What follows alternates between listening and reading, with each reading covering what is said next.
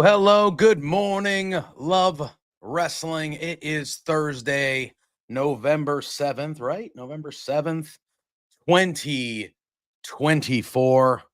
And we are here yet again. You see myself, you see Drew. It is time for another edition of Firmly Love Wrestling here on Love Wrestling. Today, obviously being Thursday, it is firmly AEW Day. First and foremost, before we start talking about the shows and diving in, Drew, how are we doing this Thursday morning? Yeet. All right. Fair enough. Sandy, who will be gone. We got Johnny already in the chat. Fun show last night. Absolutely. Last night was the return of a one-night Wednesday night war, Drew. For now. I think that they'll separate it. Although I'm going to be honest with you, Drew. That gave me the itch. I want it back. I liked it. Nobody actually wants that back. I do. I love having the shows going against each other. Creates good competition. I'm all for it. NXT was excellent. AEW Dynamite was excellent.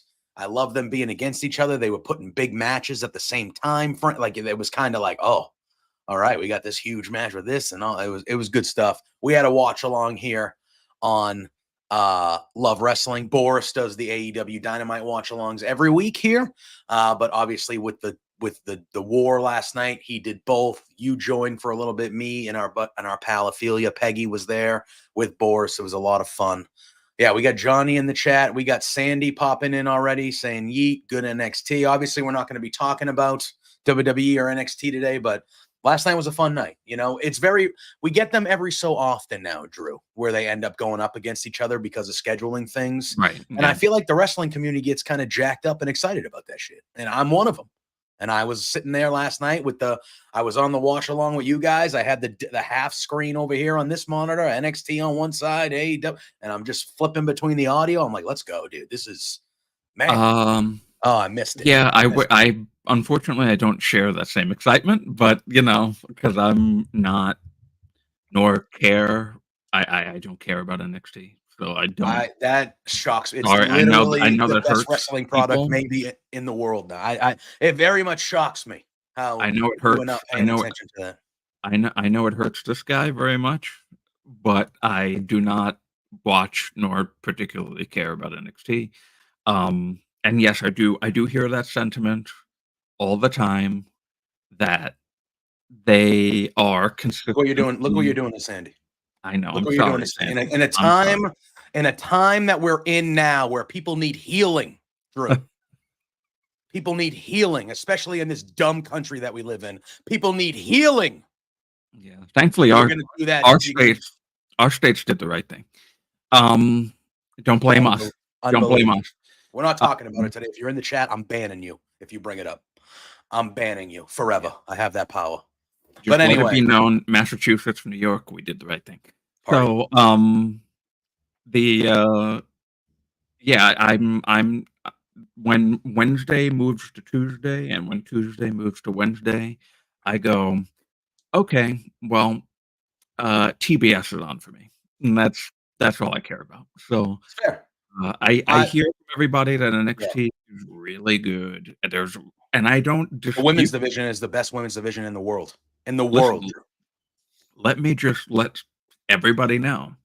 I don't dispute that it's a great wrestling promotion right now. I do not dispute that.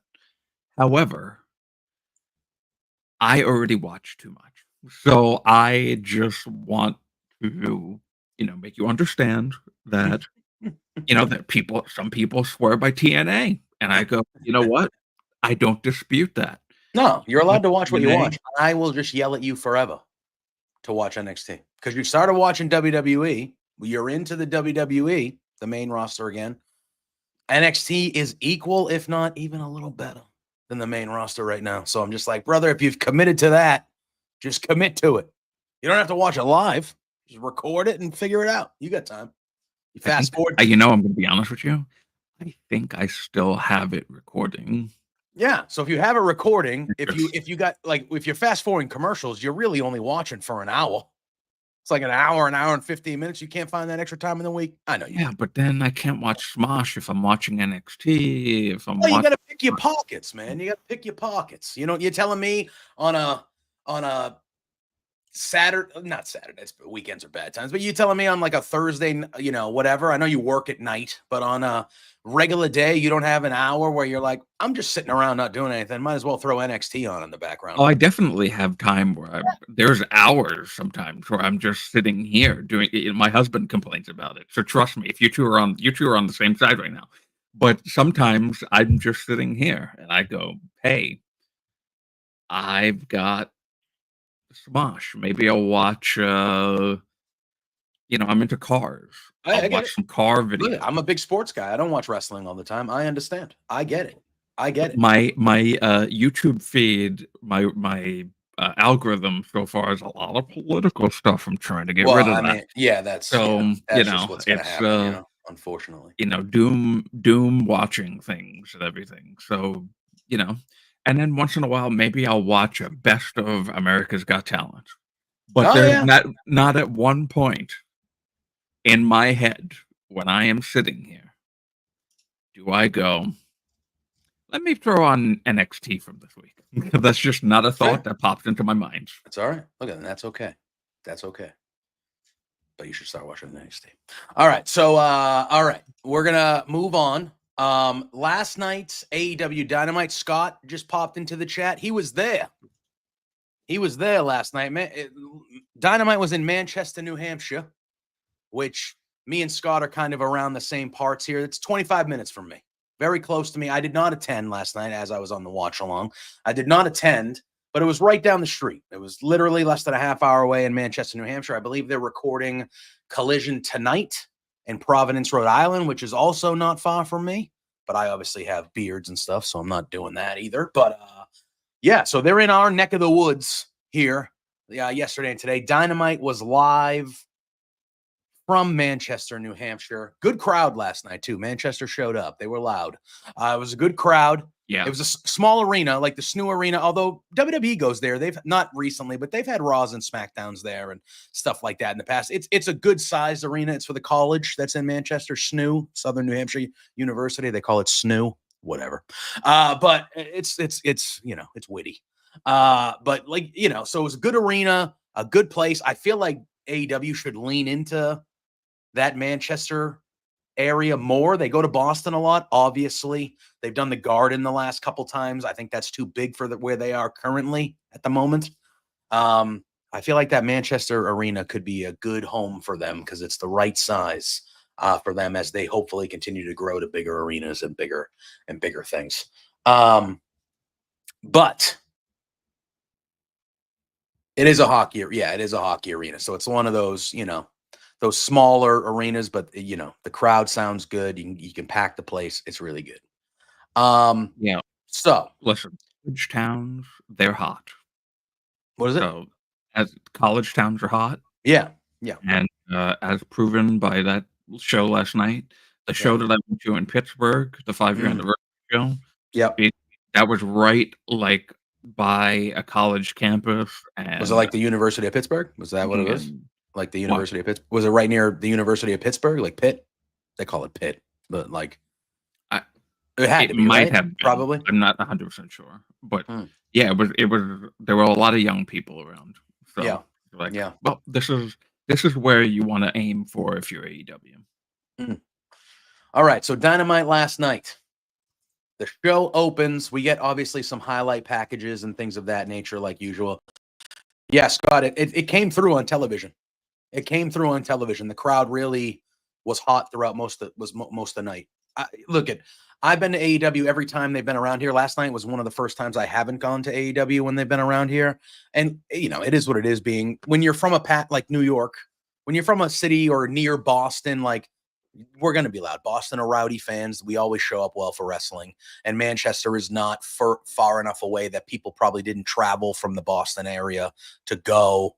It's just like it's in a nice, from Boston to Manchester, you're talking even on a bad day with traffic, it's less than an hour. You know what I mean? So it's not something that if you're a diehard wrestling fan or a diehard AEW fan, you're going to make that trip and you're going to go. You know what I mean? So, but the crowd really showed up and it felt that way. Yeah, Asian Joe. I know. I know. Breaking news here that New Englanders and New Yorkers are loud. Yeah, breaking Listen, well, hold on. Wait, next you're going to say that we're all connected to the mob or something. Yeah, I know. Which, I'm not going to say that my family was or wasn't. But I was going to say, I might have had family members at one time connected to the mob. But hey, who knows? All right, so the show opens up with the Hurt Syndicate looking sharp as hell, man. Dapper as shit. Just and also, okay, good. Incredible. 10-minute mark. So now I can tell you, their theme fucking slaps. Yeah, holy shit. I got to hear that in full, just in these headphones, and blast that shit, because that sounds fucking phenomenal. So they come to the ring. We hurt people. Like, it just keeps saying we hurt. I was like, oh man, the smile on my face was just hell yeah, I got to hear that. So Tony Schiavone is in the ring. It seems like Tony Schiavone is going to be the one that interviews him, but MVP. We got some MVP chants that were very loud. And then MVP grabs the mic. He introduces Bobby Lashley. He introduces Shelton Benjamin, gives them both good introductions. They get really good pops from the crowd. MVP says their goal is to lift others up the way they lifted each other up, which is why they've been handing out business cards. He goes, if we give you one, that's an honor. And if you reject it, well, and then they roll the footage of what they did to Swerve last week. And then Swerve makes an appearance. He comes out. He's angry. Officials and security are holding him and Nana back. Swerve definitely wants to get a piece of the Hurt business. Swerve grabs a mic and he says, full gear, Lashley, you and me. I agree. It's on. So we officially have the match booked for Full Gear. We're getting Swerve Strickland versus Bobby Lashley. Oh, that's a good pull.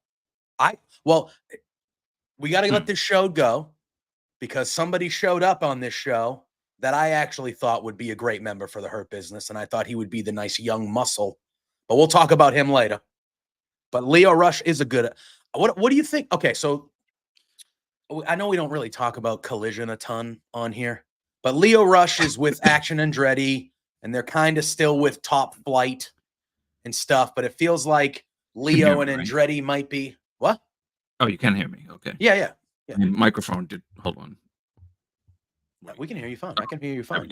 Yeah, I was hitting the button to mute when I coughed. Oh. But I hit it too long, and then something happened that isn't what I remember. Now, we're good. Obviously, they have the Top Flight stuff. Action Andretti is still with them, but he's been kind of leaning heel because of Lio Rush a little bit. Like Lio Rush and Action Andretti, they're kind of, you know what I'm saying? That thing they got going on with Top Flight-ish. Now, that is a good pull by Johnny. I would very much enjoy Lio Rush being a part of this group. I think he would fit perfectly because then he could just do Lashley. I want that. I need that back in my life. But no posing, however. No, you can't pose. Not like that anymore. But the Lashley thing, all day. Give it to me. Oh, Max Caster's another good one, Joe. So I was going to mention Max Caster because of what happened on Collision. Go ahead. Where Max, I don't know if you saw that Max and Anthony, they were doing a promo backstage, and Max I don't remember. He pulled out his wallet or something. Yeah, He hold on, I got revealed my that he still had. I got my collision notes. No, keep going. Whoop. There's yeah, I saw it coming. You didn't see it coming. Excuse me, sir. I saw so Right. so he still had the card, the MVP Hurt Syndicate card, and Anthony was like, "I thought we got rid of that." Yeah. And he was like really kind of pushing it and being kind of heel on the microphone. Yeah. Anthony was like looking at him strangely. Yeah. So, something's going on there for sure. You see this guy? Oh, This is what I'd have to do every day. Every day. I like your desk. It's a nice Oh, desk. thank you. Yeah, I got a nice new L-shaped desk a couple months ago. Party, dude. But anyway, So Caster would be I good too. Yeah. I thought about, because remember, I was the one pushing for Castro to join the Elite back when they were doing that match, the Anarchy and or not Blood and Guts. Yes. Yes. Because he needs to be a fucking heel. Like this. Look, listen. I bought recently. I bought the Acclaimed set. Yeah, I was gonna say you're still an also Acclaimed. had You're been still curiously missing. yeah. You're an nowhere. Acclaimed guy still though. You're an Acclaimed guy. You like. You I still love the like Acclaim. Yeah, I do, and I mean, I listen. Max Caster has his things, but Yeah. he's a great wrestler. He's a great character, and they need to hone it to a heel persona because the best wrestler alive, he shits on Anthony on Twitter all the time. It's like this is not what a babyface tag team does. If Mark Quinn was talking shit about Isaiah Cassidy all the time and they're tag champions and he's on Twitter talking shit and then acting like a douchebag. Look at this guy. Look at him. See this? Unbelievable. Anyway, I usually don't show him, but he's just being inordinarily cute right now. He's always cute, but he's just being like. No, he just got up there and plopped down. Yeah, he plopped down and that was head. He's just being a total mark. I'm going to use mark instead of the word I was originally going to use for pets right now. He's being a mark for pets right now. Because I don't want to use the original word I was going to use because that's not kosher. But yes. No, but I agree. I think I feel like we've been doing firmly AEW for what? Over a year and a half now. It's been a while. We've been doing this. A year and a half. Been about like something like years. that.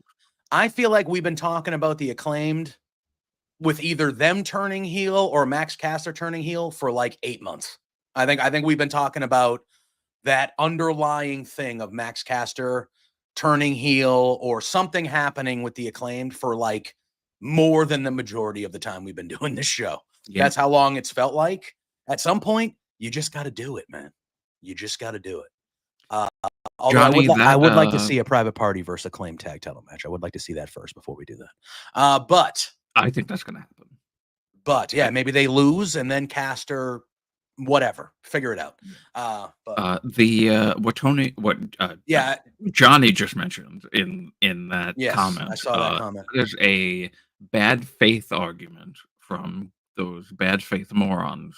That's what I thought. I understand the sentiment, but those people were the same people that were just going to shit on AEW no matter what.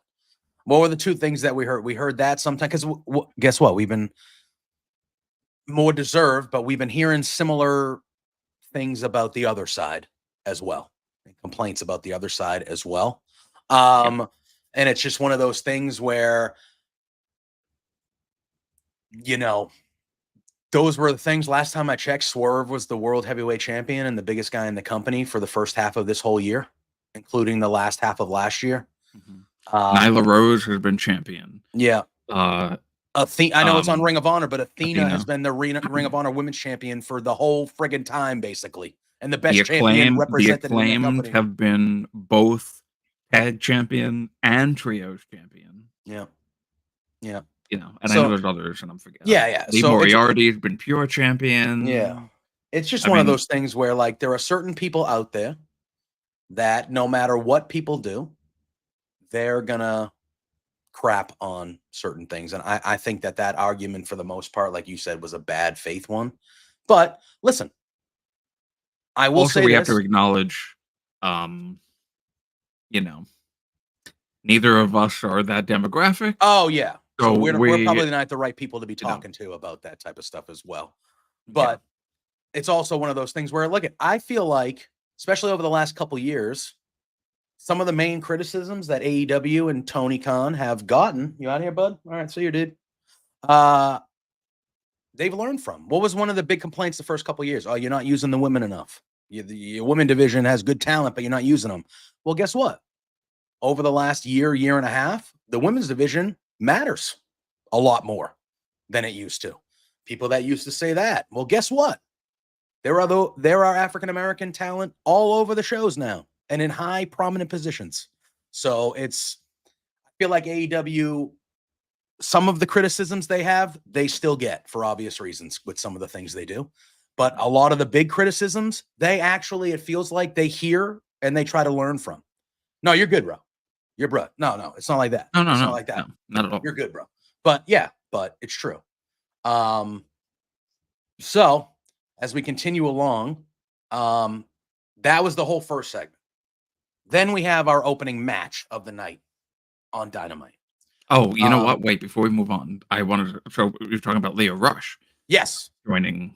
Yes. I actually think that when we get to the main event, yes, obviously what's the title of the video, so you already know what happened. But that person. Well, last night on the. That was a nice surprise. It's a nice surprise. Me showing up to that. Yeah, you showing up on the Thank you. watch I know you along, were. and what we'll talk about that, but and what we'll talk about when we get to the main event. But it was good. A night of good surprises. Yes, I know I had to make it about me, but I mean, I always make everything about me, so I don't judge you. But. Wow, it's almost like Asian Joe was onto something there. New Englanders and New Yorkers, but so yeah, I said, oh, I thought that MVP and the Hurt Syndicate were going to come out at the end of that match. Yeah, but I actually think that Lio Rush or a Max Caster, somebody smaller than both Shelton and MVP and Bobby Lashley. Yeah, I think would make more sense because they've already got the muscle. They've got Bobby Lashley. Yeah. So, and Shelton is like the bigger technical. Yeah. So if you get that little cruiserweight, not so much little, but if you get that fast pace, you know who I think would be a great move? Dante Martin. They're not going to break up Top Flight, obviously, but any of those guys. I think Darius Martin, Dante Martin, Action Andretti, Leo, whether it was a group of them, two of them, or any one of them singly, I think would be perfect for that group. Dante Martin would be a friggin' superstar. Yeah. If he turned heel and joined that group. He would be a superstar immediately being in that group with those guys. Oh my God, I can only imagine. So I think any one of those, but I think Lio Rush, obviously he has the ties with Lashley, which would make for some fun stuff. And he's the attitude, the cockiness, the way he wrestles, he would fit in. He would just be the annoying little guy, just at ringside, just pissing off the opponents, just talking shit, just doing it would be it'd be incredible. It's reminding me of Carmelo Hayes, actually. His same attitude and the way that he's just yapping. Oh yeah. To Andrade all the damn time. Yeah. And then can you imagine the backstage segments where all four of them are going to talk to somebody and you have MVP trying to get his point across and Shelton Benjamin and Bobby Lashley are just there being intimidating and you just have Leo just to the left just going and just being this shitty little annoying. Oh my God. It would be amazing. So we have Claudio and Pac make their way to the ring through the crowd with Wheeler. New Titantron, new music, and the new name, the Death Riders. Yeah. Moxley's Death Riders. Moxley's Death Riders. So they're not the BCC anymore. We don't have to be confused about what to call them anymore. They are the Death Riders. and Moxley is No leading getting his 2 Death letters Riders. mixed up, and, Yeah, sounding like like it was something just else. so that's not a thing anymore. That's a thing of the past. We are on to John Moxley's group is the Death Riders now. What do you think of the name Death Riders? So, That fit with first you? of all, I like it. Number 2, it's technically not a new song. No, that's true. The song that they were coming out to was Claudio's new theme. Okay, all right, that's fair. And that like Tron video was awesome. The way that it was cut and edited and how it looked, it was awesome. Yeah. So I think that fits for them really nicely. So they come out. Is there a significance to that name, by the way? Or I don't know. I mean, Death Riders, I feel like I've heard that before. I don't know if it's a comic book thing or I feel like I've heard the name Death Riders before. I don't know what it. Yeah. But I feel like I've heard it before. So Orange Cassidy comes out, but at first there's no signs of his partner. So he stays on the stage until Claudio and Pac are there, and then we see Darby Allin. What was it? Death Rider. Duh. That makes sense. How the hell do we forget that, dude? Dan was here earlier. Dan was here earlier, our buddy Dan Brown, and he said, I think I'm the only wrestling fan that was sports entertained by Lashley's posing gimmick. I know. I'm sure there were plenty of other sports fans that were very much enjoyed the Bobby Lashley sport. I mean, the man is built like a brick house. Let's be real. I'm sure there were plenty of other people besides you, Dan, that were digging that. I'm sure there were. Oh, Scott's saying that Claudio got slugged by a challenged kid on his way to the ring. I don't think they showed that on TV, but man, how did we forget that the Death Rider was his finish? Like, how did we forget that? The most simple of things. I know. So there was that one moment where he kicked that like action figure, like that figure. Oh yeah. And that guy was like, he had great reflexes. He just caught that thing in midair. I was like, oh wow, you're good. Yeah. I don't remember him getting slugged by. I don't remember seeing it. Again, I was watching both shows at once, so I was very, I was trying to skim through it this morning. I was going to say, yeah. So I don't remember seeing that. And I know they came through the crowd, so I don't know if maybe that just happened in the crowd when the camera kind of wasn't on them or not. I don't remember that. But so they come down through the crowd. Orange Cassidy is standing there at the top of the ramp, and his partner, Darby, is not out there yet. So Orange Cassidy is still standing at the ramp. Eventually, Claudio and Pac make their way to the ramp, and it looks like they're going to have a little 2-on-1 feast here. And then Darby appears and dives off the set and takes them both out. And then we officially have ourselves a tag match. It's Orange Cassidy and Darby Allin versus the Death Riders. This match was pretty good, as you would expect. It started off as, you get that thing at the beginning with Darby and you think that this is just going to be nonsense. You just think it's going to be a nonsense tag match. They're just beating the crap out of each other, whatever. It started off as a regular tag match. The Death Riders here were kind of dominating through the first commercial break. They were focusing on Orange Cassidy and the injured ribs that he had. They were really focusing on it. And then we come back from commercial and OC starts building back up. He gets the hot tag to Darby, and then the rest of the match kind of went the way that we thought it would go. It was a lot of chaos, a lot of dives from everybody.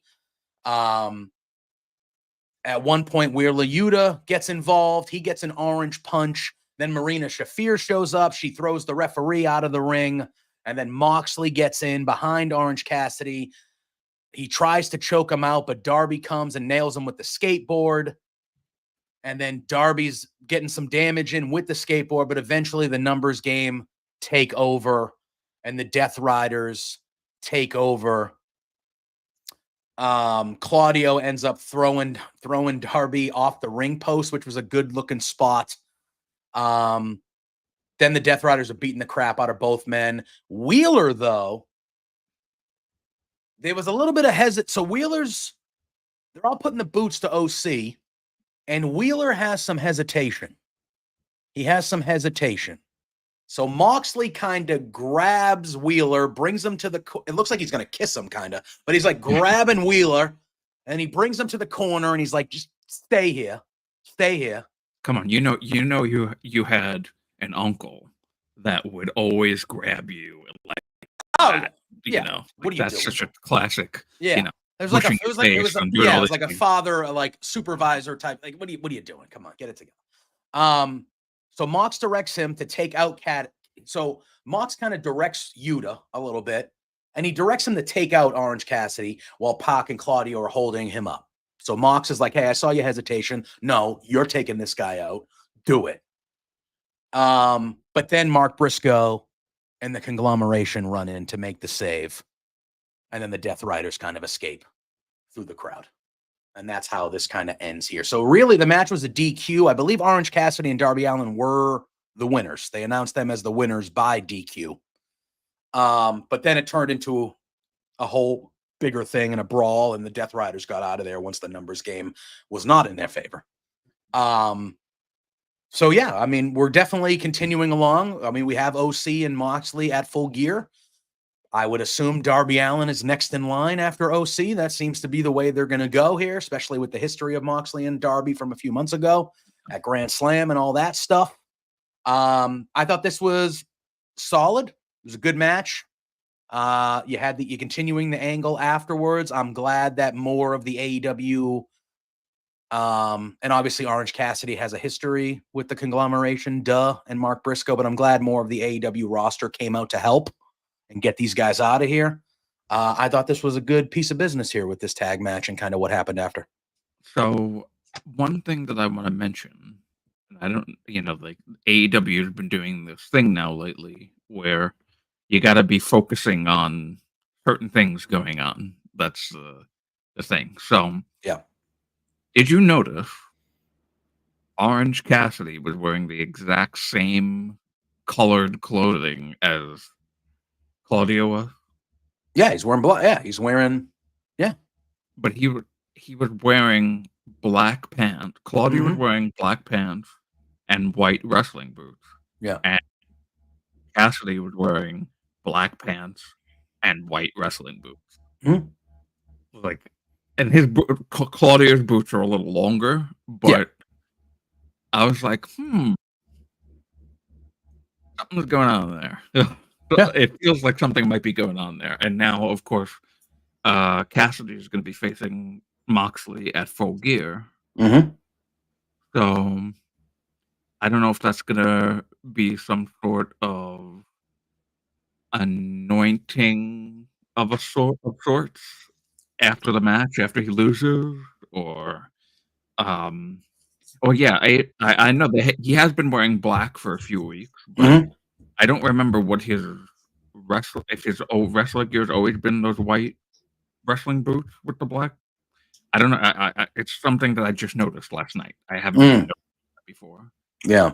But I was like, because usually, like a common criticism in a tag match, if the guy, like for example, Private Party and the Young Bucks, their gears when they had their match were not exactly different from each other. It seemed like they had the exact same colors almost in both of their gears.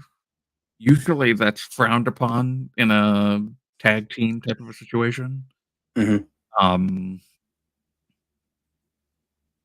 So yeah, what if you can't?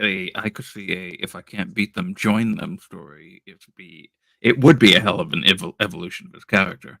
Also notably, and this is also something I think he's kind of started doing the last week or two. None of the usual Orange Cassidy stuff in the match. No, he's being dead serious because of what happened to Chucky. No hands in the pockets. No. Yeah. So, which I liked. I am against Orange Cassidy turning heel. I am against that, just in general. I think he's a guy that can be the top babyface in that company if they really want him to be. I think he's that good and he's that type of guy. I don't want him turning heel. Would it make sense for him to join Moxley and crew? Yeah, you can make that work, and it probably would be good stuff. But I am against OC turning heel. I think eventually, as a babyface world champion, that's the dude right there. And I had a conversation with Sunday Sinner, my friend, and he was saying that out of the two of them, he actually feels like out of like Darby and I would rather Darby Orange turn. Cassidy. I see now. Funny enough, I also said Darby. I think If one of them was going to do it, I think Darby with the face. I think Darby would fit in there more than OC. I think it actually would fit a great story too, because one, Darby's already a dark, brooding character. Mm-hmm. Two, Darby doesn't have Sting, and I would have liked to have seen like a story where a guy like Moxley, who can play a Sting-like role and is technically with Wheeler Yuta, if he could be somewhat corrupted in a sense, manipulated like Wheeler's being, because his good guy mentor Sting is not there anymore. And he's already got this like, I don't give a shit about anything that's like can be transitioned into a heel character. Yes. Orange Cassidy, I think, too. See, my thing is that, and this is what I was telling the Sinner. He's like, no, Darby is always going to be a baby face, blah, blah, blah. I was like, that's a problem, though, because you risk an act getting stale. Well, I don't think anybody's ever just going to be this, like, Darby's not going to be a babyface forever. You know what I mean? Like, I would like him not to be. Yeah. And personally, I think if he does, if Tony Khan is listening, I just want to say, I personally think that he should come out to Radiohead's "Creep," because that song fits him perfectly. I'm a creep. I'm a weirdo. I feel like that would just be perfect for him if he was a heel. But anyway, I think that Darby and Orange Cassidy, not at the same time, or at the same, I don't know. It could be at the same time. It could be not at the same time. I think that you risk a Cena wins LOL type of a situation if you just have a character always be the same thing every single time. Like a little tweak, a little addition, a character change, a full-on heel turn. These things, I think, bode well for a character, because at some point in time, you've just gotta go with what the audience is looking at. And it's like, look, you're sitting there at home, you're watching a guy go through, match after match, generally the same exact way. You already know what his moveset is. You already know he's got the coffin drop. You already know he's going to hit the skateboard. He does all of these things all the time. The same face paint. Mm-hmm. You got to change it up a little bit. And that's why I'm really digging the Orange Cassidy stuff right now. He's dropped the denim. He's wearing black. He's being more serious. And I think that goes well to the longevity of a character, because at some point, well, look, we're actually, here's a perfect example. We're experiencing this right now with somebody you don't want to turn heel in the other company, Mr. Xavier Woods and the New Day. New Day has been the same thing for years. Same thing for years. No heel turn. Nothing. They had their big. Each of them have had their own win of something significant in their. Xavier had the King of the Ring. Yep. Kofi and Big E got the title. Yep.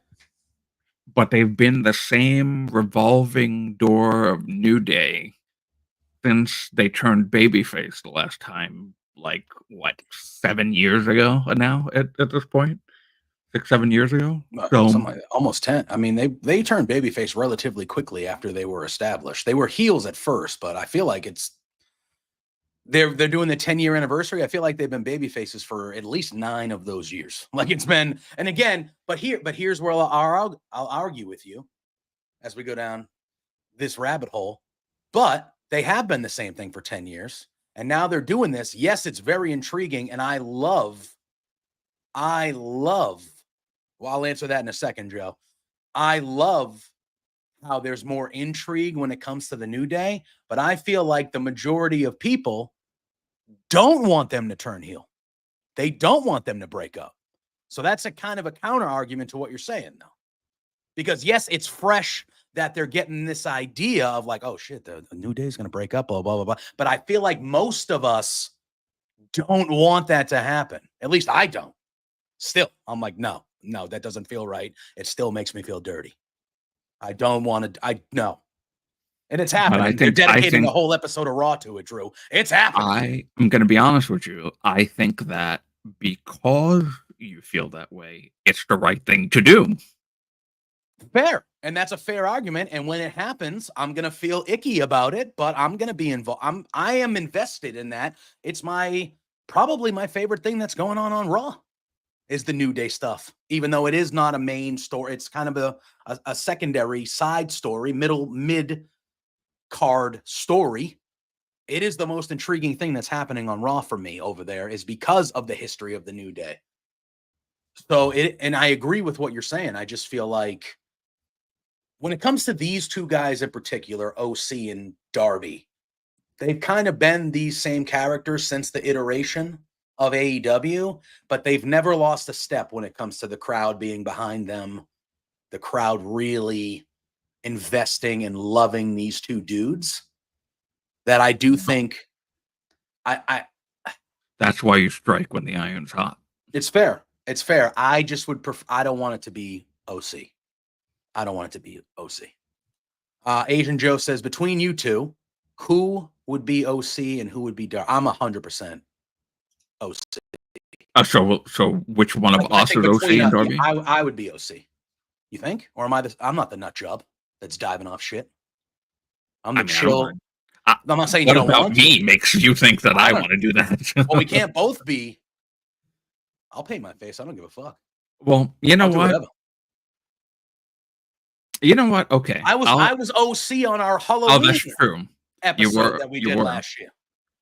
No, was that not Halloween? Was it Halloween of last year? Yeah, we did that? Yeah. Yeah, you were Christian. I was OC. No, but I think my demeanor, I know I get angry and yell a lot on here, but like my demeanor is more OC than Darby. My demeanor. I'm very chill. I'm very go with the flow. Like, yeah, I don't really give a shit. Just tell me what I'm doing and I'll do it.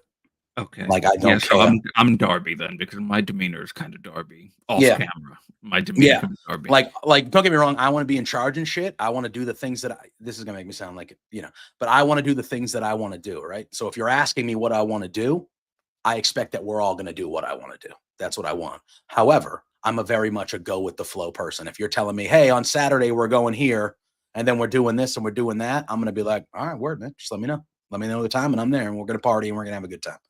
But like if you're asking me who I am, OC in the black outfit, JPJ. There you go. Johnny nailed it. Oh, you know what? So he's saying I'm more black garb, OC. That makes sense. Yeah. I'll be all right with that. All right. That was a nice little thing there. So after this match, we get a backstage segment with Renee Paquette. She is with Ricochet. And she's trying to get the scoop on who his mystery partner is later on in the evening. He says he's saving that for later. And then the Hurt Syndicate rolls up. Ricochet says, we've already talked. And then MVP goes, yeah, we did. And the group kind of stands around him. It looked like they were, and Ricochet's in a suit at this point. It looked like they were trying to intimidate him, standing around, kind of, looking him up and down. They were checking out his suit game. They were talking about his suit, this, He's got a great suit game. Yeah, he does.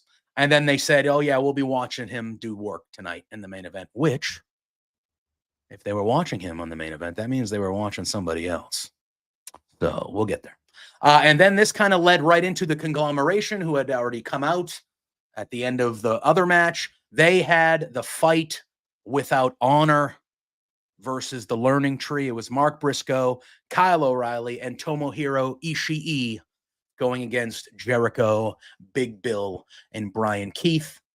This match was car crash. It was. This match was just pure chaos, just shit going on everywhere. Cables galore. Oh yeah. Oh yeah. Big Bill had a choke slam. He choke slammed Mark Briscoe through a ladder on the outside. That was a gnarly looking spot. The big spot of the match was Mark Briscoe jumping off the top of the ladder with the elbow drop through Jericho on the table. That was a massive spot. Oh my God.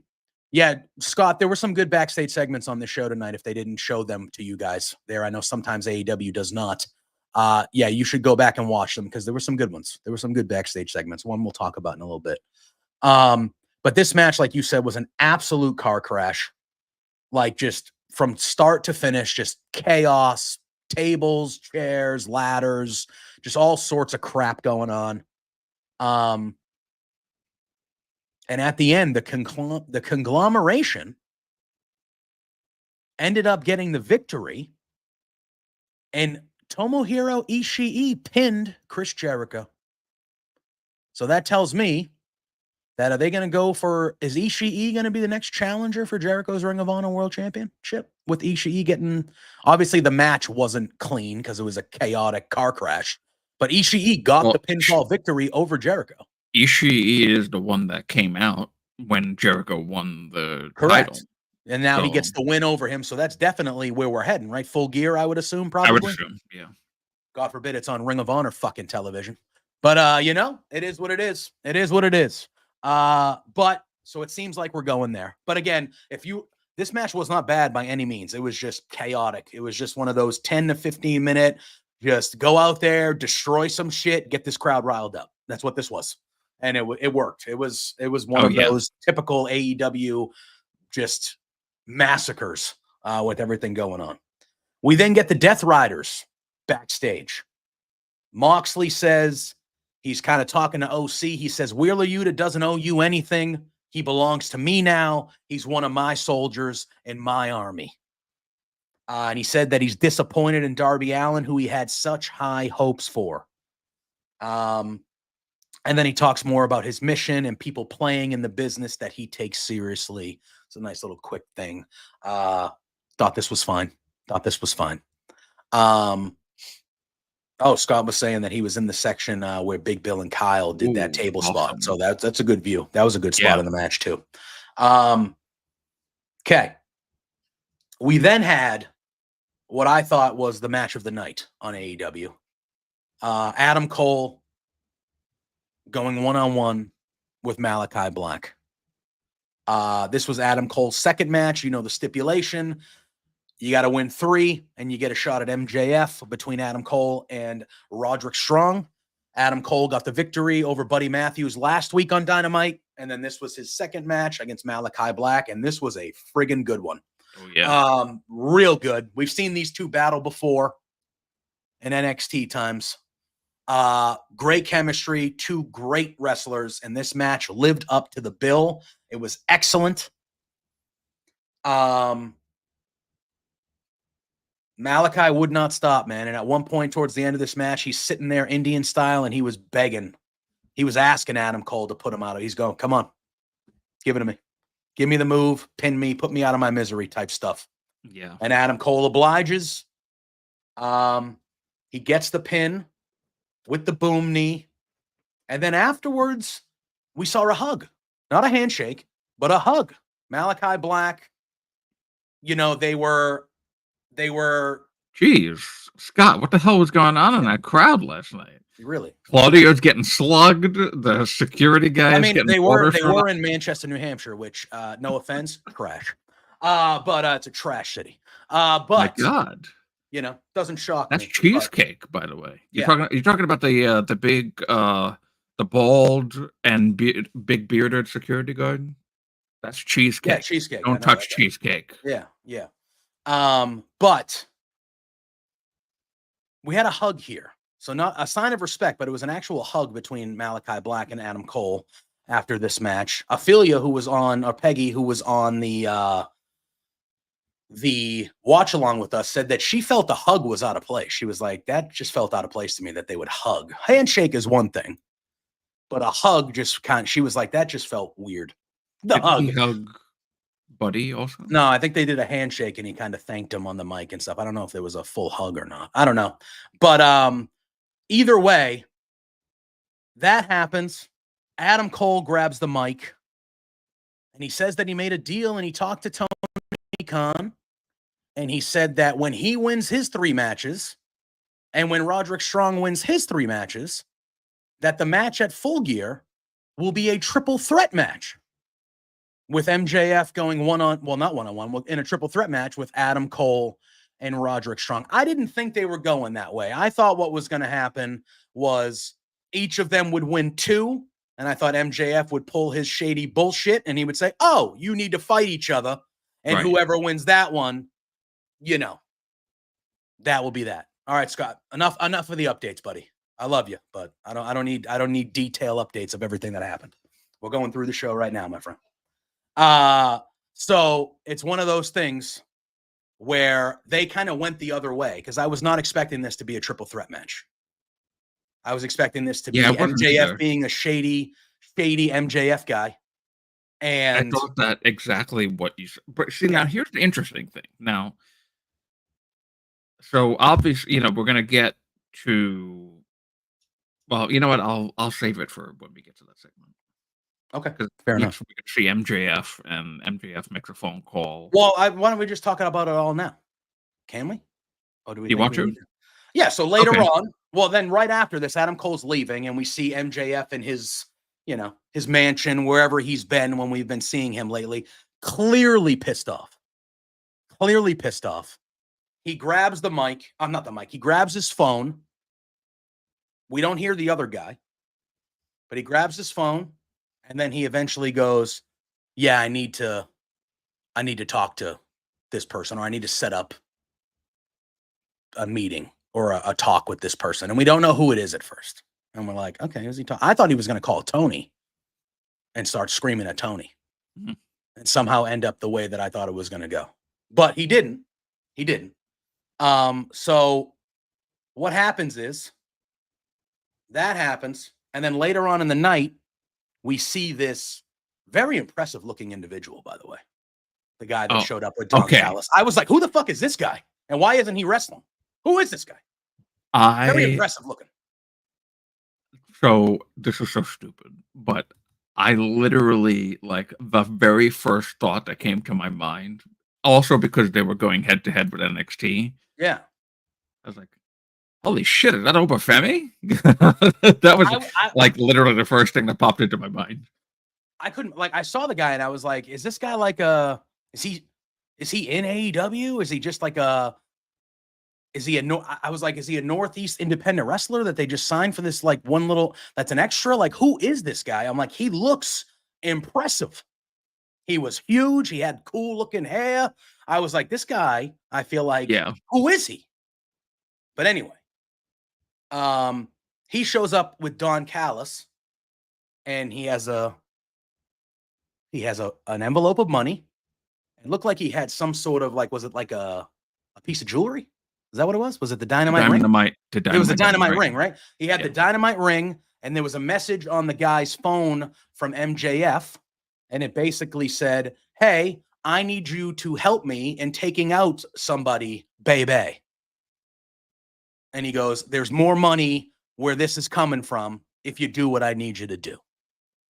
So it seems like Don Callis, MJF is trying to recruit Don Callis and offer him some incentive to help take out Adam Cole. And then we found out later in the night that next week, Adam Cole's 3rd match is going to be against Takeshita, which that match is also going to rule.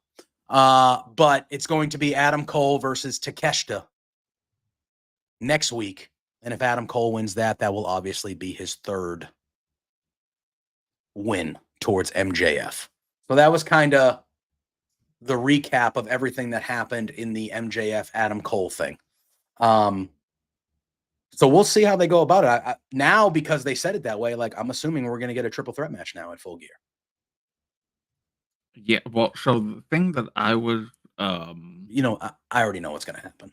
I don't know if you feel the same way, but I'll let you finish your point first. But I already know where this is know going. if we are gonna have the same thought here, but I was wondering, like, so they show later on, also the last like final part of this is a graphic that next week Adam Cole is facing Takeshita. Yeah, I said that. And I know I was just like Oh saying, yeah. And then I went, well, hold on a second. There's no way that Adam Cole could win that match. He's gonna win that match. Takeshita, Yeah, who cares? who's currently the Do you know Continental Champ, yeah, the International Champion. You know who got pinned in the main event last night that we haven't talked about yet, Drew? Clean. Oh, that's true. Takeshita. Doesn't matter. It matters, but it doesn't matter. I forgot about that. Yeah. So listen, it is what it is.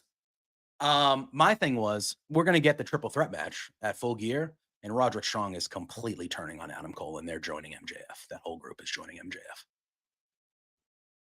100%. Oh, that's 100% happening. 100%. 100% what's going to happen. And MJF is going to have the kingdom with them against Adam Cole. And that is happening. Oh, yeah. That is happening. That's the one thing I know is fully happening. But listen, clearly MJF reached out to Don Callis, right? So yes, he's fighting Takeshita next week, but I wouldn't be shocked if Don Callis kind of goes to all lengths to make sure Adam Cole tries to lose that match. So I wouldn't be surprised if other things get involved. Let me ask this question now. In my estimation, I assumed that this whole thing was not that they have to get 3 wins in a row. It was that they had to get 3 wins first. That's what I thought MJF said. I thought MJF said whichever one of the two of you gets 3 wins first gets their chance at him. That's what I thought he said. But now it seems like if they both get 3 wins, they both like I thought it was going to be like a race, which was going to create dissension. But not Adam Cole has had 2 matches already, and Roddy's only had 1 match. Well, I assume Roddy's is going to be his second one will be on. I think Roddy's doing the Collision, and Adam Cole's on Dynamite, right? That's kind of what they're doing here. Oh, is that what they're doing? Roddy had a match on Collision last week where he won, right? I believe. Was that true? Collision? I thought so. I don't remember. I thought so. Right? Listen, I think about 5 months have passed between now and Saturday. So I'm yeah, it's been a tough time. Yeah, I don't remember, honestly. I don't either. But I thought, yeah, he defeated Shane Taylor. He beat Shane Taylor on Collision. That's what I thought. So he beat Shane Taylor. So that's 1 win for Roddy. Yeah.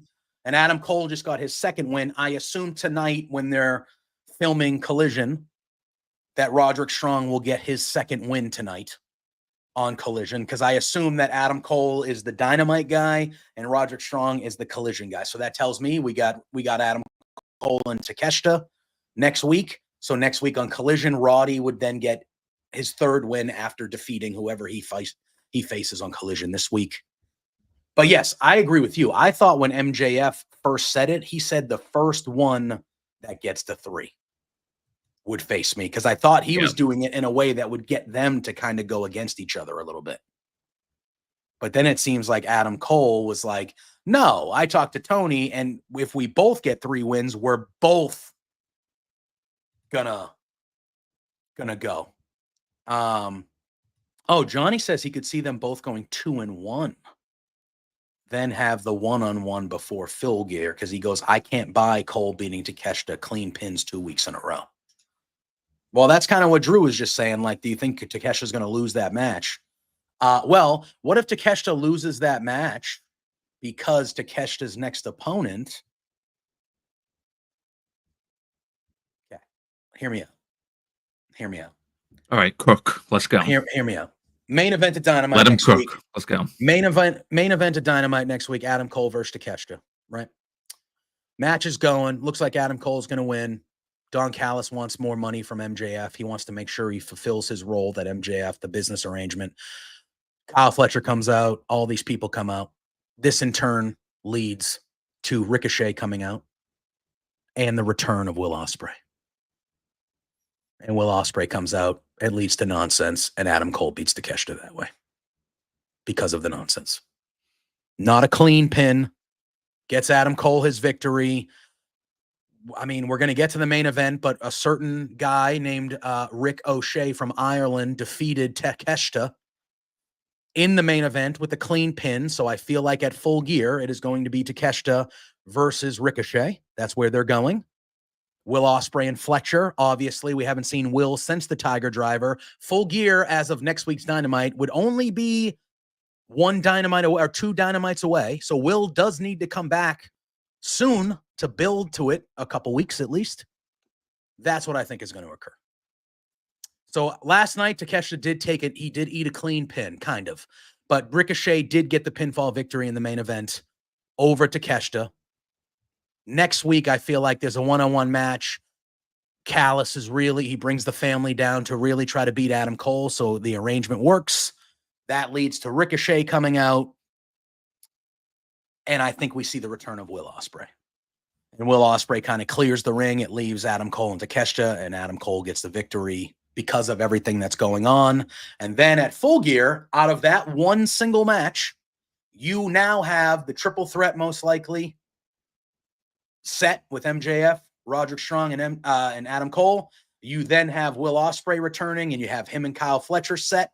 And then you have Ricochet getting involved again, which will make Ricochet and Takeshita for the title set. And you get your 3 matches set for Full Gear. Boom, boom, boom. No pun intended. Boom. Come on, Drew. You've cracked it. Come on, Drew.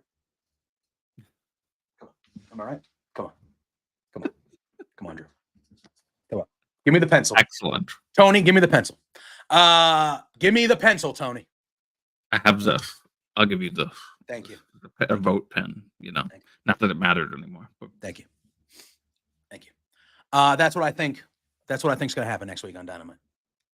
And then we get the triple threat, and then at Full Gear, Roderick turns and joins MJF, and MJF beats Adam Cole. That's what's going to happen. Anyway, so that happened. Where are we now? And again, Drew, though, they showed Kyle O'Reilly watching Adam Cole in the back. He's at the doctor's table getting his arm checked out from the match that they had. Oh, yeah. Damn it. Ospreay did return last night. I forgot that 19 people came back last night at the end of Dynamite, and Ospreay was one of them. We're going to talk about that because you want to talk about some overbooking bullshit. I don't even remember everybody that was there at the end. I completely forgot that Ospreay came back. There was so many fucking people that came out there at the end of that. Oh my God. Damn it. I ruined it. Well, Ospreay's coming out next week anyway. That same shit's going to happen. It just won't be the return. Damn it. Anyway. Listen, we'll get there. Okay. We then got 3 matches announced. So 3 matches were announced to determine who will face Private Party in a 4-way at Full Gear.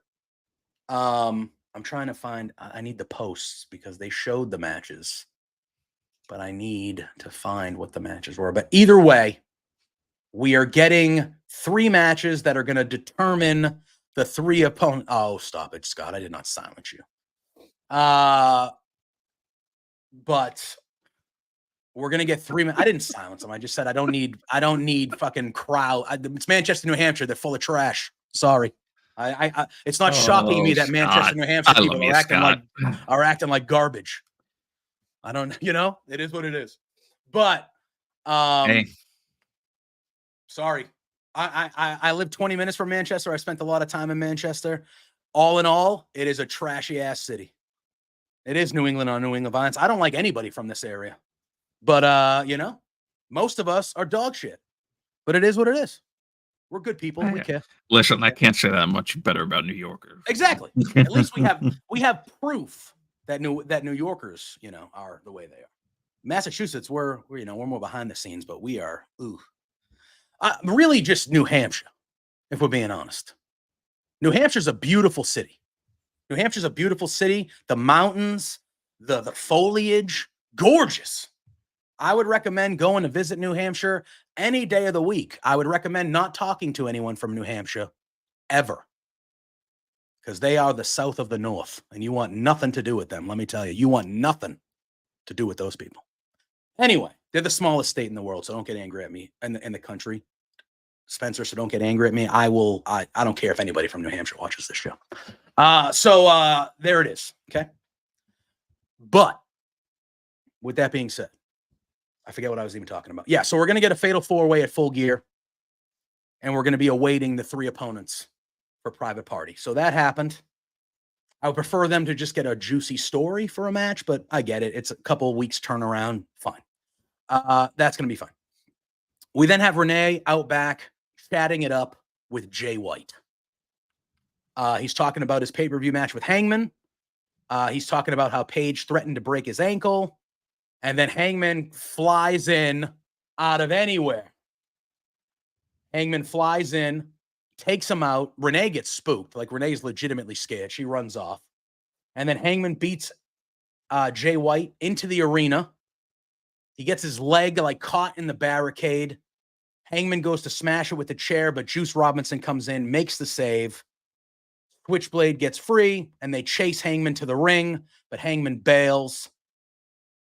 And then Jay White says he's going to punish Hangman at Full Gear, reminding us that Hangman's about his bad leg, and saying he might become the first person that will make Hangman Page tap out. Now, Hangman has never tapped out? Ever? Is that what happened? Has Hangman never tapped out in AEW? Because he said he was going to be the first person to make Hangman tap out. That's what he said.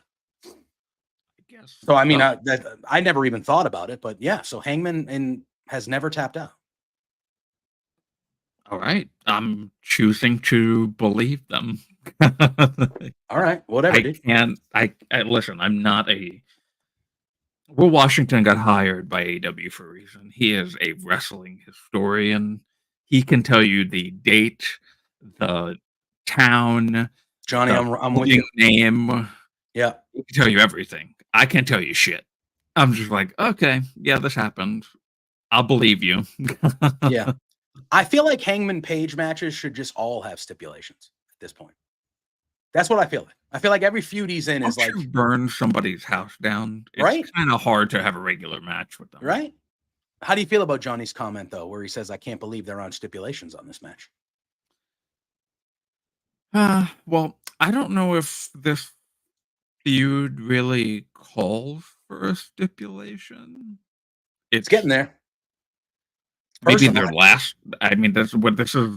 I mean, technically, they've had more than. Yeah, they've had, but since Jay White came back, this will be their second official match, right? Jay White won the first.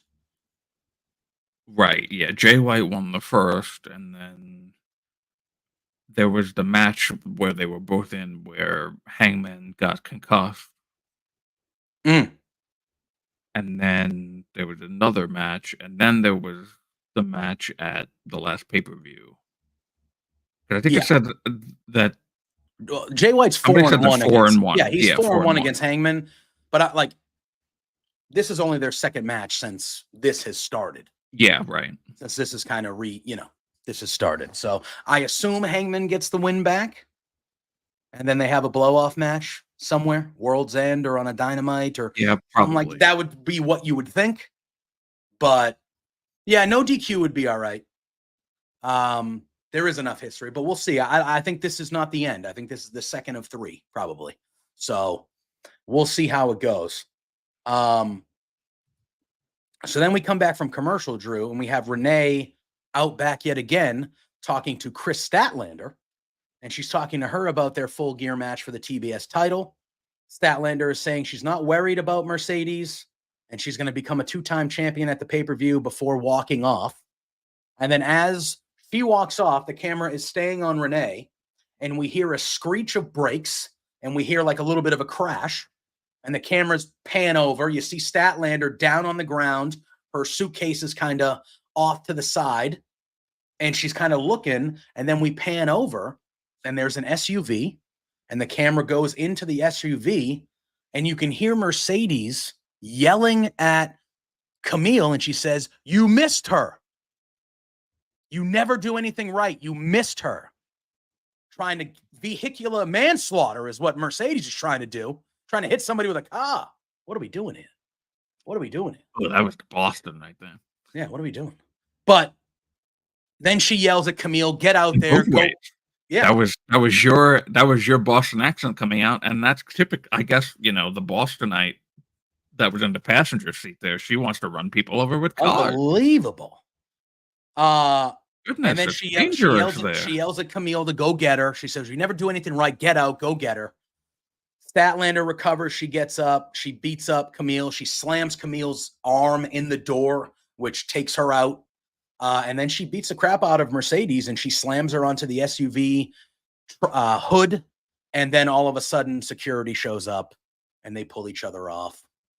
And that's that. So yeah, Mercedes tried to kill Chris Statlander. So that happened, but Statlander fought back, and that was the little segment back there. So they're pushing the Camille gonna leave Mercedes sooner than I thought they were gonna, because I feel like the last couple of weeks have really ramped up. Camille is gonna get tired of her shit sooner than later. And after this week, yeah, right. Like you would assume that after Mercedes is done with Statlander, the next one is Camille saying, "I'm done with you. I'm done with your crap." And that they're like she's Nia Jackson, Camille. Like she's Nia Jackson to Tiffany. That's what's going on here. She's bullying and treating Camille like shit. And then all this stuff. And then the only problem is Camille is like, okay, you look at the two of them next to each other, and you have an idea that Camille could squash Mercedes in a second. Oh yeah, in a heartbeat. But yes. Whereas on the other, when we're getting a similar thing here on the other side, the person who's the bully looks like they could squash the other person in a second. Scott's saying that they did this before it started. That's weird. Why would they do that? Interesting. So that clearly, obviously, then it was a pre-tape thing. Yeah. So they showed this to us, Scott, halfway through the show, into the second hour. They showed this to us about. Yeah. So they showed this to you. So this was obviously then pre-taped either earlier in the day or even last week, because none of these people were on the main show. They didn't come out to the arena. I don't know if they were on. Did they tape Rampage? I don't know if they were on Rampage or anything like that, but they never came out to the arena. So this could have been taped kind of anywhere. Really? Wow, that's weird. That's weird. All right. So then we get Christian Cage with the patriarchy making their way to the ring. They have security to protect them from Hook. First order of business is Christian Cage officially welcomes Kip Sabian to the patriarchy. He is the newest member of the patriarchy. Christian says that I realize Kip is a fatherless loser, just like all of us. That's what Christian said. Incredible. And then Christian says one moment made him realize, and he rolls the footage of Sabian stealing the Casino Battle Royal contract from him to save him from wasting it a few weeks back. Christian says that Kip's done more for him than his other sons, and he's looking right at Nick Wayne's face when he says that. He goes, "He's done more for me than my other sons," and then he turns his back on Nick Wayne, and Nick Wayne is not pleased. Not pleased. And then he gives Kip Sabian a hug. We then see Hook show up. Christian puts him over a little bit. And he says that he's trying to get Hook on his side. He said he took Taz out because he had to see if Hook could be disciplined and because he couldn't have another voice in Hook's ear. And then Christian says, "I got a question for you, Hook." He goes, "Your dad saw who attacked him, but your dad didn't tell you who it was. And he made you seek out the security footage. He goes, that's because your dad knew you would do better. You would do better with it than he would. Cage then runs down Taz's career. He puts him up a little bit. This was amazing because at the same time, so Christian Cage was referencing ECW. At the same time, NXT was live doing a show at the ECW arena. Yeah. Incredible. And as an ECW kid, I was raised an ECW kid. That was just cool as shit for me. I'm like, this is unbelievable. They're wrestling in the ECW arena. Christian is on the other show talking about ECW. I'm just like, this is just, So he starts running down Taz's career, and then he goes, I'm going to tell you like it is. I wish your father was dead. And he says that. Hook attacks. The patriarchy slip free. Christian's laughing. You can tell he likes it. He calls Hook a wild card. And Hook is yelling, promising. He said, I'm going to take you all out one by one. I'm going to take you all out. So it feels like Hook is going to be going through the patriarchy to eventually get to Christian Cage. How'd you feel about this segment? Another 5-star promo from Christian. Just another. Christian can do no wrong. Unbelievable. I am interested in the Nick Wayne aspect of this because the Nick Wayne Sabian thing now is a problem, I feel like, or it's becoming. That was with clear intent, and I don't know if Christian's going to play it up as like, oh, I did that to get you to level up, Nick. I need you to, like, if he's going to play it up that way or not. Right. But that was a clear shot at Nick Wayne, and Nick Wayne reacted once Christian turned around. His face, he looked at his mom. He looked at Mama Wayne for a second, like, the fuck? And then he kind of had that face like, who the fuck are you? I've been here this whole time supporting your ass. You going to talk to me like that? He had that very much a very disappointed. Yeah. So that is intriguing. That is intriguing. And if that was the reason why Kip Sabian needed to be in this thing, well, all right, fine then, I guess. Because I really don't give a shit. But okay, let's see what happens. Yeah, 100%. It'd be interesting to see maybe Hook pull Nick Wayne away. That's what I was thinking. Like, does Hook then now try to be like, hey, man, you saw what he said about you? And, like, try to get an ally out of this with Nick Wayne? I don't know. But that wasn't that part of it. I feel like we got to see where that goes because Nick Wayne has been a good soldier to the patriarchy, and that was some slight. Yeah. That was some very strong shade thrown in Nick Wayne's direction from his father, Christian Cage. We then had the return to the ring in over 2 years. I think she had one match already, but the Dynamite return. Penelope Ford versus Jamie Hayter. She had a Collision match. It was on Collision, yeah. So she's technically 1-0, but this was the Dynamite return for Penelope Ford. She went up against Jamie Hayter. They've been building this match for a few weeks on Dynamite. Penelope Ford, we talked about last week, but been out of action for over 2 years with injuries. That is a long time. Good to see her back. I liked how Jamie Hayter wins this match as we would expect. But I really thought Penelope looked good in this match. I liked her kind of violent streak that she had in this match. She was being violent. She was being aggressive. I loved her yelling at the crowd and being like, oh, boo-hoo, and like talking shit to the crowd. Loved it. I thought she looked really good here. This was a solid match. It was at that, last couple of weeks, they've been getting back to the ladies being at 9:30. And kind of giving them that spot again. That hopefully does not become a long-term problem, but it's something I've noticed the last few weeks. But all in all, this was a good match. It was a little shorter than I would have liked, but Jamie Hayter gets the victory with the Haterade. But I thought it was a good showing for both ladies. I'm glad Penelope Ford is healthy and back. I think she is a good piece for the women's division. And I thought this was fun. And then right after this, though, we had Excalibur kick it to a video that said that Mina Shirakawa is coming back next week, Drew. So we're going to be seeing Mina Shirakawa return next week, and I can only assume that Mariah May and that title picture and everything that's going on there is anxiously awaiting Mina's return.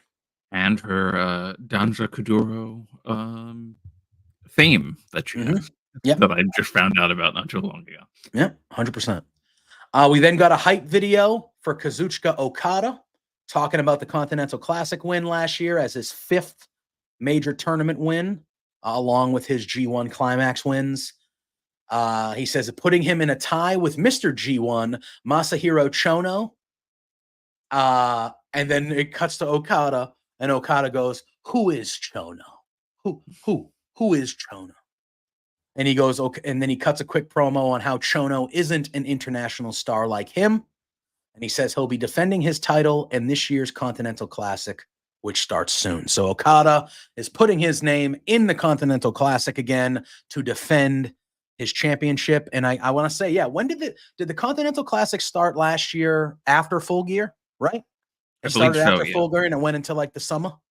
No, not in the summer, the early spring, like the fall, winter, not the winter and spring was kind of the Continental Classic. I believe so, yeah. Yeah, so it should be starting. Actually, wait, wasn't the final at Revolution?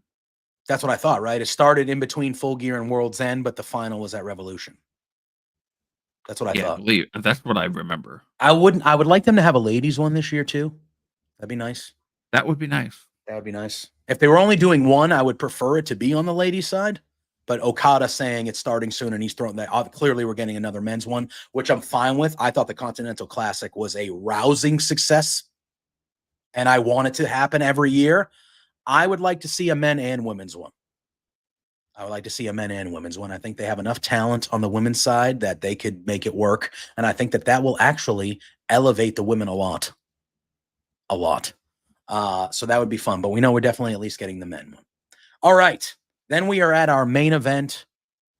And Scott, I will ask you here, even though I know you're mad at me. It's okay. You'll forgive me sometime. Scott, I will ask you, because it sounded like it was a really, really good pop for the man.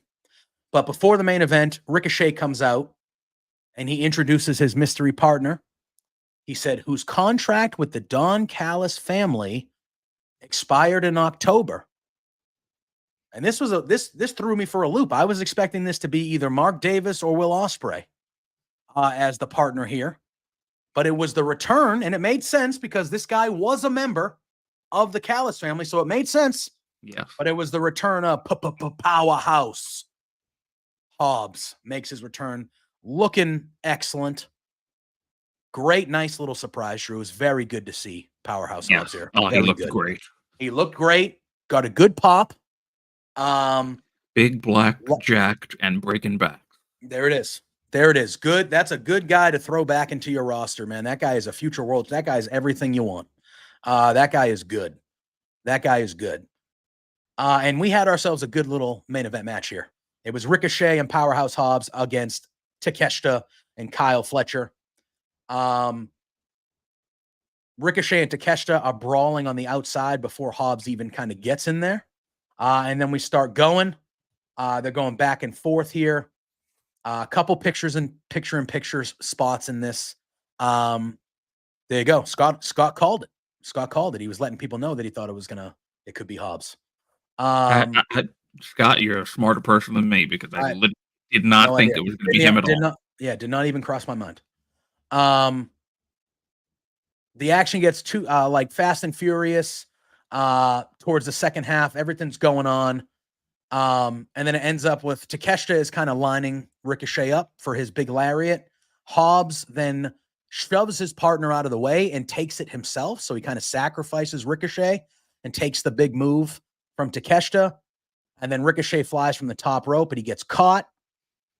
And then there's some other stuff going on. And then finally, Ricochet. Oh, did he? I did not watch. Oh, all right. There you go. So Scott had the in because he said Righteous Reb on Grapsody mentioned that Hobbs was coming back. Watching Grapsody lately. Yeah. So there you go. I was not. Again, it was a nice little surprise for me. I liked it. And then Ricochet finally hits a shooting star press. And a hidden blade, and he cleanly pins the international champion Konosuke Takeshita in the middle of the ring. Now, a whole bunch of crap happened at the end of the match, which we'll talk about here in a second. But as far as the tag match goes, Drew, and you were on the watch along with us for this main event tag match. We all liked it. We all liked it. We were all enjoying it, and we were all very happy to see Powerhouse. What did you think about the main event match itself before we dive into everything that occurred? Because about a dozen people showed up after this match. I will be honest. I think Ricochet and Hobbs are a pretty damn good tag team. I would not be opposed to that if they wanted to run that as a team for a little bit. I think Ricochet Yeah. is destined for bigger things, solo-y, but whatever. But that would be a nice tag. I thought they looked very well together. I thought He they did went that moonsault off of yes on the Hobbs' outside. shoulder. Incredible. Holy shit. Great spot. Yeah, I would be all in on that. So then after the match, okay, Kyle Fletcher blasts. He grabs a chair. He hits Hobbs in the bad knee with the chair. And it looks like he's going to grab Ricochet for a Tiger Driver, where we hear the Aussie Open music and Mark Davis shows up. I don't know if Scott, I don't know if you can confirm, Johnny, was it as quiet as it seemed? Now, again, Mark Davis just came back last week. He hasn't even before he got hurt, he didn't wrestle a ton of matches in AEW before he got hurt. So I can understand a lot of the audience not responding or not knowing who Mark Davis is, kinda, to the point where it wouldn't be a big ovation. How was the reaction, Scott, for Mark Davis when he came out? Was it quiet? It felt like it was a little quiet, but that's to be expected. But Mark Davis comes out. He gets in the ring. He tells Fletcher to stop. It was quiet. Yeah. He tells Fletcher to stop. Fletcher's kind of warning him like, hey, this is not the spot for you, Davis. Like, don't come out here. And he shoves Davis. Davis is thinking about it. He gets in his face again. Fletcher shoves him a second time.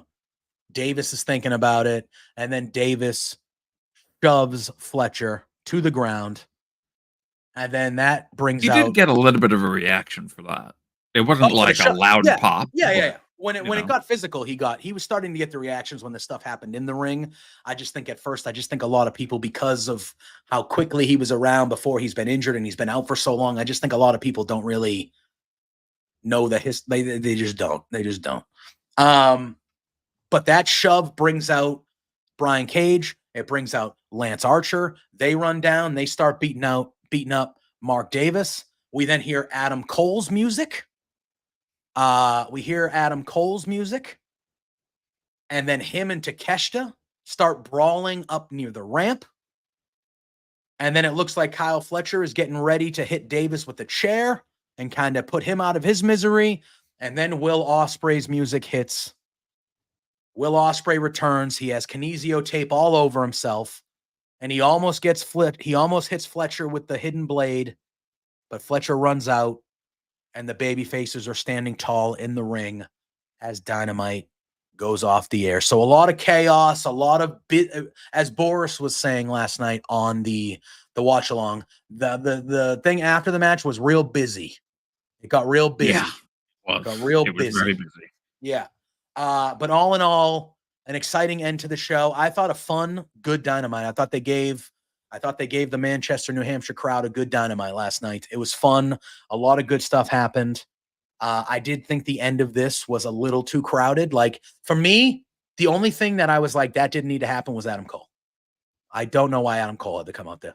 Like, I get it. He's fighting Takeshita next week. Fine. But, like, why did they had he to have get the boom out so this way people, again. But, like, why did he, everything else, the Mark Davis thing made sense.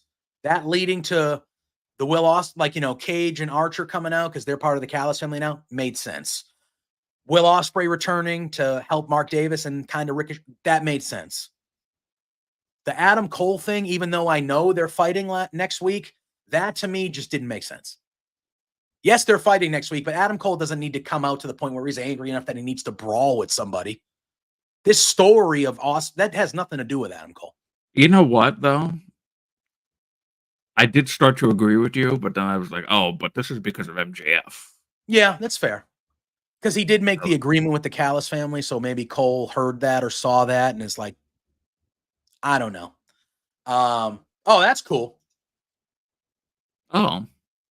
That's cool. Listen, I I love will say, when they get Tony Khan to do things. I was just going to say, listen, for anybody that hasn't had the opportunity or the privilege to go to an AEW show, Tony Khan at those shows is like, I love it. I know some people are, because there's reasons to not jive with Tony all the time. There are plenty of reasons. Okay. But I think people get on Tony kind of acting like a wrestling fan a little bit too much. But like when you go to an AEW show, Tony probably comes out 2, 3, 4 times throughout the show to get the crowd riled up in the commercial breaks and before they're switching from one show to the other or whatever.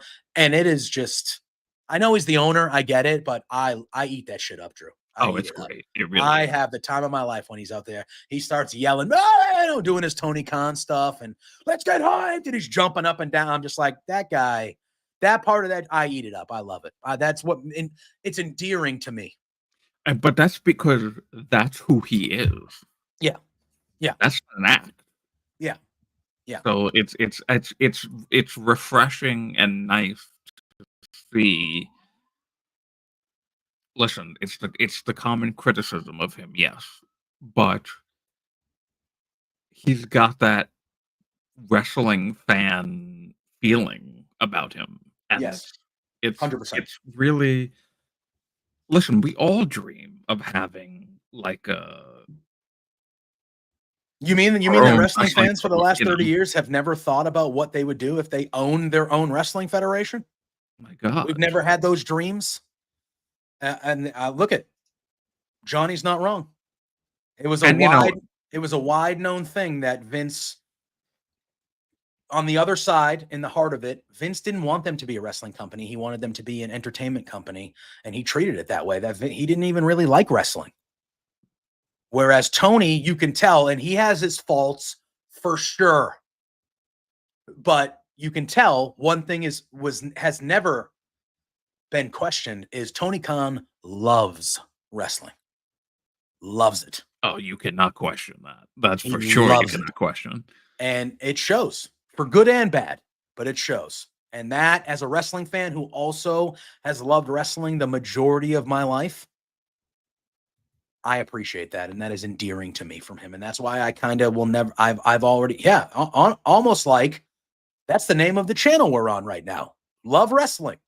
Understand?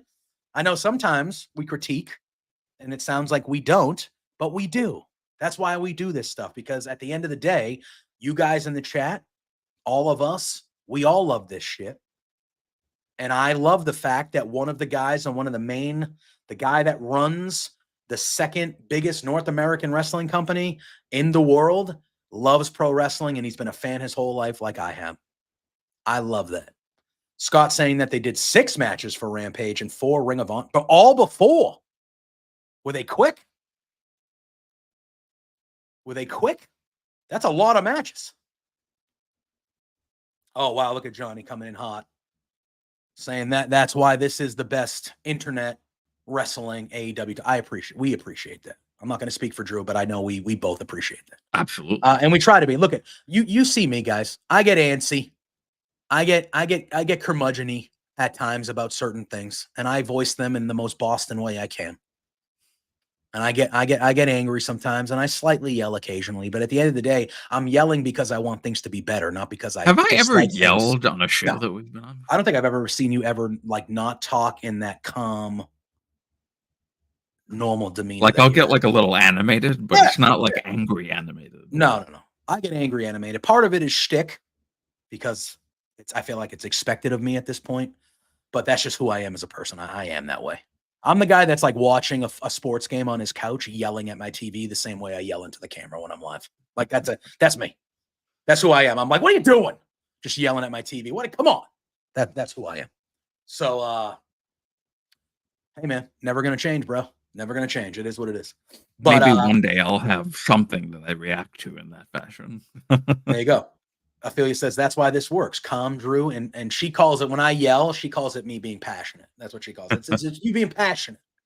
And I go, maybe because you and Pluggo kind of gets as passionate as you sometimes, right? Or is he Pluggo gets like loud and riled up, but he doesn't really get angry. He gets like excited loud and excited riled up. And I usually, when I get riled up and loud, it's usually an anger. It's usually not maybe an anger, but it's usually like a frustrated, like, what are we doing? What are we doing type stuff. Whereas Pluggo is like, they should burn the arena down. That's how Pluggo is. Just chaos. Chaos always with Pluggo. Love that guy. Speaking of, go watch Marco Stunt interview with Pluggo. The boyhood dream came true for my pal, Pluggo. And he got the interview with Marco Stunt. It's everywhere. It got picked up everywhere. He talks about, it was the first interview post-retirement announcement for Marco Stunt. Talked about his family, which he never talked about before. Talked about the seriousness of the injury, which led to his retirement announcement. Talked a little bit about the wrestling federation that he has and is starting up and things like that. Wow, how about this? Scott says, as many of the major stars were there last night, no one got a bigger pop than Shibata. That's good. Good for him. Shibata rules. I assume he was on Rampage. Then. Or was it Ring of Honor maybe for him? I don't know. But yeah, Shibata's good shit. I love Shibata. Anything else on the Collision side of things, Drew? That stuck out this past Saturday that you felt, hey, maybe. I think we so I'm the we may actually both be Orange Cassidy. So I'm black outfit OC and Drew's blue denim normal OC. Jean denim OC. That's fair. Anything else stick out to you from Collision this past weekend that you feel like we should discuss that we did not? I know we talked about a few things that we usually don't at all because, yes, I did see the picture for that. He wrestled the Butcher. The Butcher, another big man that I think is underutilized by. Oh, so we had mentioned Top Flight earlier. Yes. There is definitely something going on with them because. Do we think Action Andretti and Leo Rush are going to break away? That's I feel like they've been leaning that way to Andretti. I don't know if they're going to break away together, but it does kind of seem like Action Andretti's had enough of this shit. And he was getting whipped like crazy, and nobody came out for him until like much later. So I don't know. And I think I remember, I don't know if Nigel had said it on commentary or somebody said like, oh, they were getting ready for Leo's match. So they didn't know what was going on in that moment. But yeah, there's definitely something going on with Top Flight for sure. Yeah. I'm interested in seeing what's going on there. And Scott says they're all on Rampage this week. There you go. So, I do want to say on Collision, though, there were a couple good women's matches on Collision. Thunder Rosa defeated Harley Cameron in a Day of the Dead match, which was very good. Very good. As you can imagine, weapons galore, all sorts of stuff going on. That was a fun, good match. And the main event was for the women's title, where it was Mariah May and Anna Jay. And I thought that they had a solid match with Mariah May retaining and keeping the women's title. But I thought they had a good match too. The match of the night, though, as Johnny said, Fletcher and Commander was very good. That was very good. Insane. Yeah. Very good. I wish I was there to watch that live. Yep. Insane. And I actually liked, Collision was a pretty good show because I liked Roderick Strong and Shane Taylor. I like that match too. Roderick Strong doing what he did. Shane Taylor's like double his size. And that was an impressive victory for Roderick Strong, the way that he won that one. So that was really good too. So I thought Collision was a good show. I like how they did a Jack Perry, Daniel Garcia segment on Collision. I feel like that's what's been kind of missing from Collision here these last few months, as it's become a show of good matches, but there hasn't been a lot of juice to the stories on Collision. So I would like to see more. I would also like to see, I have no problem with them having a different feeling of the show. But some of the stuff that I see on Dynamite, not so much the matches, but like storyline stuff, I would like to see, more representation on Collision as well. Like, I shouldn't have to just tune into Dynamite every week to see Adam Cole. I shouldn't have to just, and I like some stuff, like more mid-card stuff. Like, I like Top Flight and that whole storyline being really a collision Rampage storyline. Like, I'm cool with that. But I think some of the big stars, I feel like needs to be,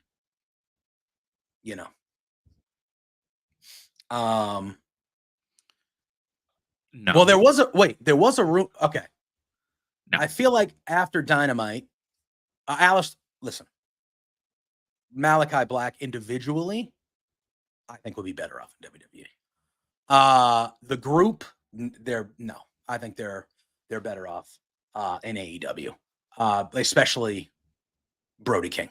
I think Brody King is, But look, I think anybody that was in Triple H's NXT, I think there's a chance that eventually they end up back there.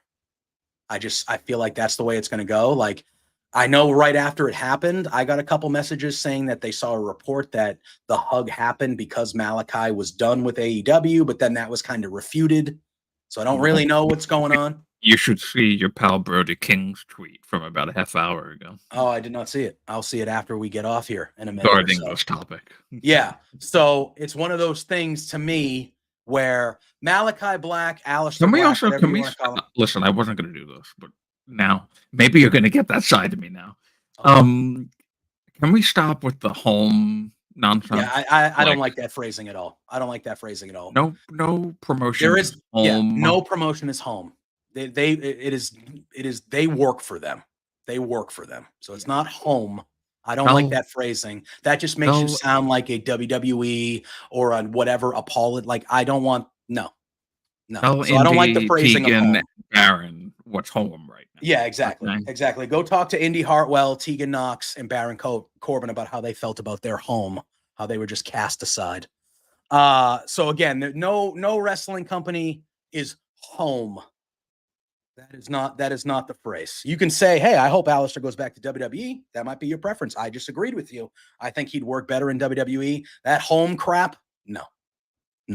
Nobody is loyal to anybody. It is a business. They will throw you out if they need to throw you out. We've seen it happen. It just, I don't like that verbiage. That comes off to me as, So I don't like the home stuff. But with that being said, I do think Aleister Black, if he does leave AEW, will 100% go back to WWE. And I think he will probably be presented as more of a star in WWE. I like the House of Black. I think the House of Black has been something that has been a net positive for AEW, but I do feel like they have been mismanaged by AEW and not utilized to their full potential. Because I do agree with Bobcat. That group is too good for how they have been used. They are too good. I don't disagree with that. So I agree with the sentiment of his statement. Just to me, that came across from like the home thing, an anti one place. I love the other place, and I don't got time for that type of stuff. And if you didn't mean it that way, I apologize. That was not, I'm not no, of course not. That rhetoric I hear from too many people that are just bad faith wrestling fans and bad faith people. You're not saying you're one of them, but that's kind of the vibe I got from that comment. And then Johnny's saying that he thinks he's contracted for a couple more years. I don't know much about the contracts. I really don't. So I can't speak to it. And then Asian Joe saying that Black could go back to WWE and align with Karrion Kross and form a House of Black-like faction. He could. I just want to hear the music again. I want to hear the Malachi Black music again. And I just can have the same music. No, but I just kind of think, I think any of those guys that were with Triple H when it was Black and Gold NXT, that when the transition was happening at the time and they left for AEW because the guy in charge didn't see what Triple H saw in them. I think any of those guys, when their contracts come up, you have to not assume, but you have to understand that there might be a good chance they go back with Triple H kind of running the main show now. You just have to assume. Ophelia saying that Sean said early end 24, early 25, which would be coming up. But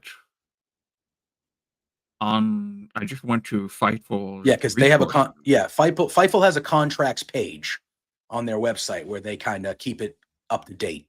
It says until 2027 on there. All right, so injury time is what Johnny's saying. Johnny's saying there might be injury time. I don't know. And then Asian Joe is saying maybe he's guessing he had option years. So if so, maybe AEW is just going to pull him off TV if they haven't agreed on an extension like they did with Phoenix. Oh, you God, for 3 years?